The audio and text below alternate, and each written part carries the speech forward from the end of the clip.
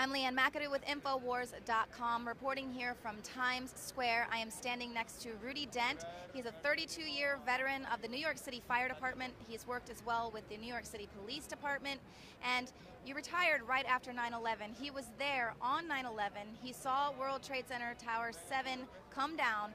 Rudy, tell us about what happened that day. Well, I was off that day, and I received a call at home, and I got to see both buildings come down on TV.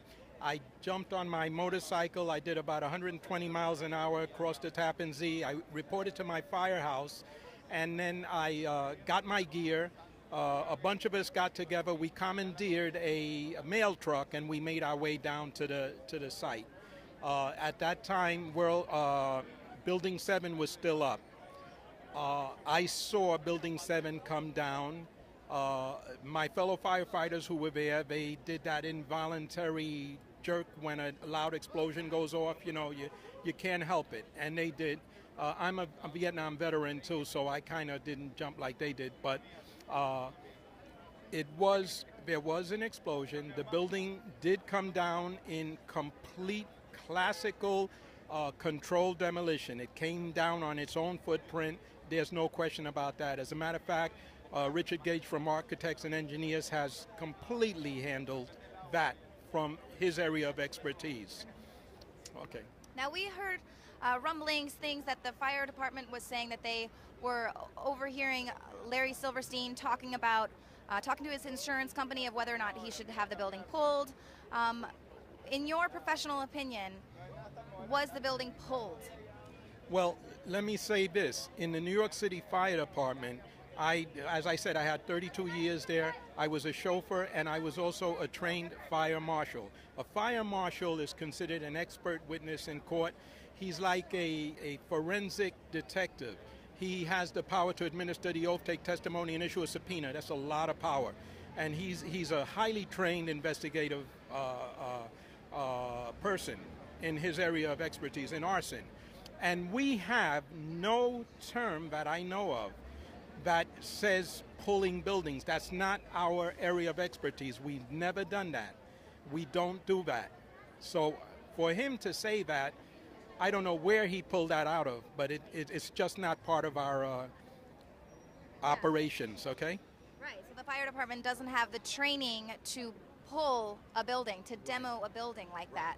We're not trained to do that. We've never done that. In my 32 years, I know of no evolution whatsoever that does that.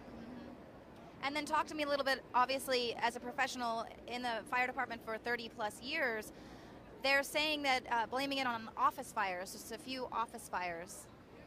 Well, if it wasn't so serious a situation, that would be completely laughable. That is ridiculous.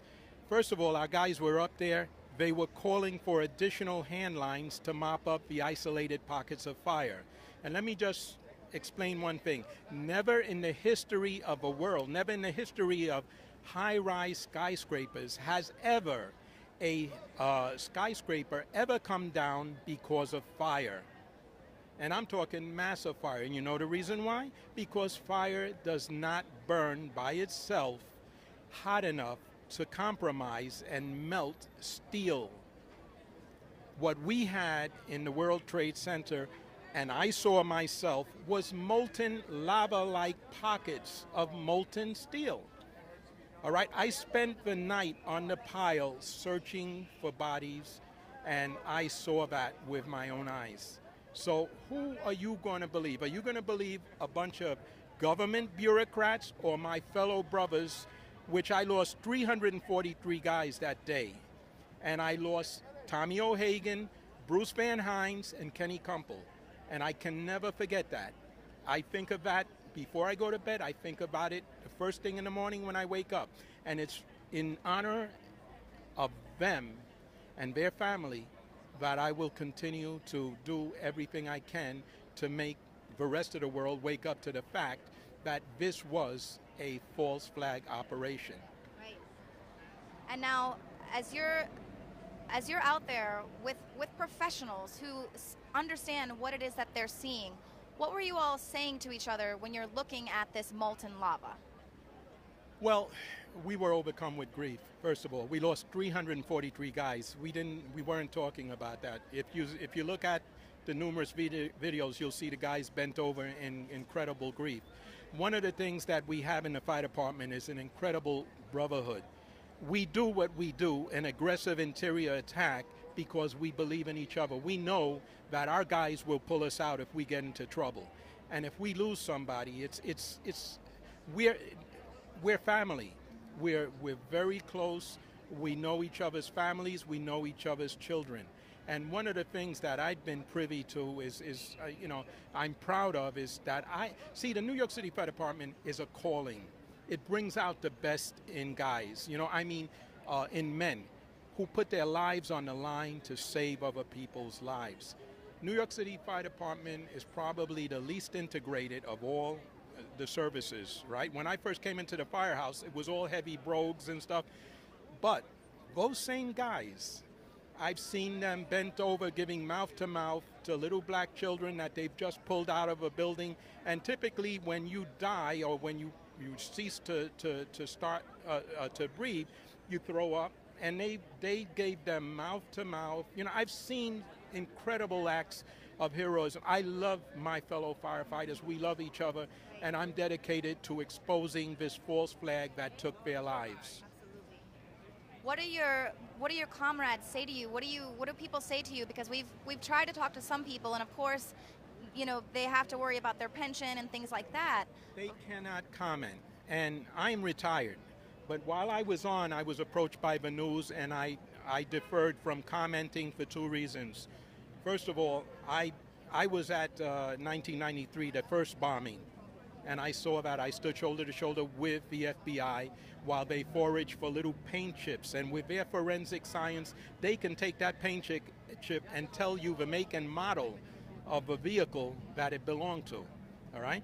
And that was a bombing. This was a bombing.